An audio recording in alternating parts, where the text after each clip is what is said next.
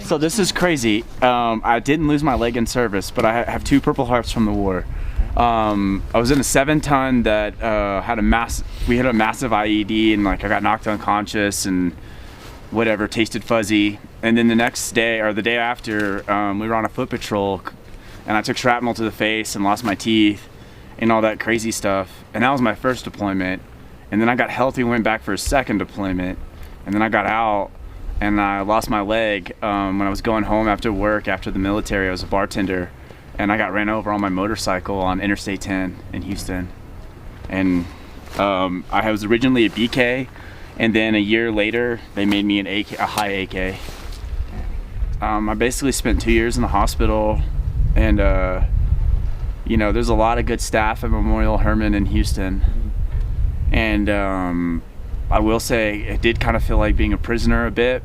You know, you're stuck in a room, and the only people that are there are like nurses, and they're just there to do their job, and the doctors, you know. But it was cool to explore the hospital and like wheelchair around, meet people, meet some of the patients that were long-term like me, and just, I don't know, it was a very interesting experience. It was different. It was very humbling too, to come from the war to be put into a hospital bed for 2 years. It's very, very unique experience, I think, and I kind of think it saved my life.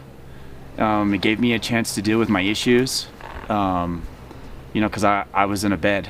You know, you don't have a choice. You're gonna have to deal with what's in your head, because that's where you're at all day.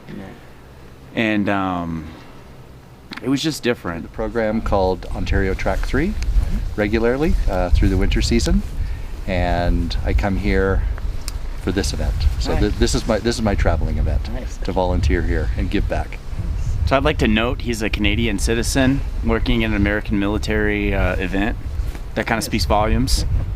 This is my 6th year coming down, and you know, George remarked that I'm Canadian helping out the American military, but I come from a Canadian military family, so you know, giving back to the military is in my blood. I totally get it. Yeah, this is my 4th year. 4th year with Paul. Actually made the leap because of him to professional. Yeah, it's different. It's a whole new world. I thought I was pretty good at skiing until the first time I hit a race course, and I was like, oh, I got a lot to learn. We only had 4 days together, George. You could only learn so much. True. Before you hit that race course.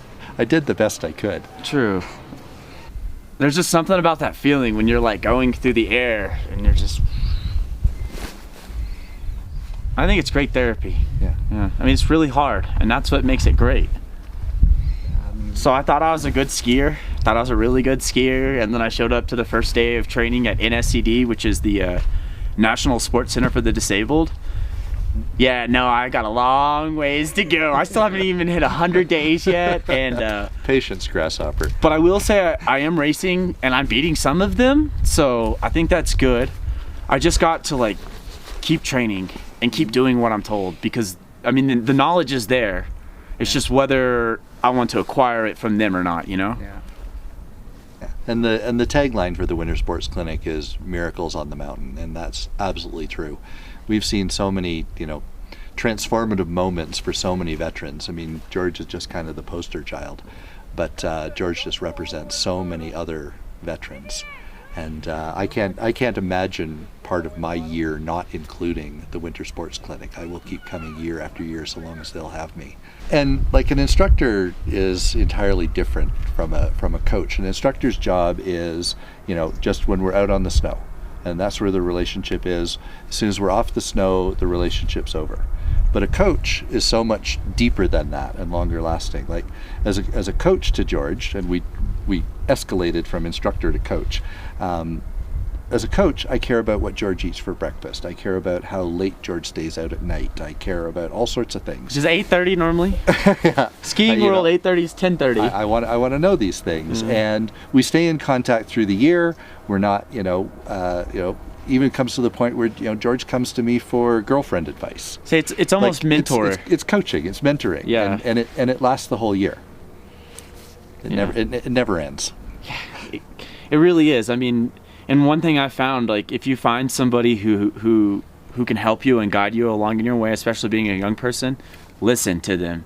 They've lived it and they've done it Completely, yeah. and if you use this place right, it'll change your life. If you use this right.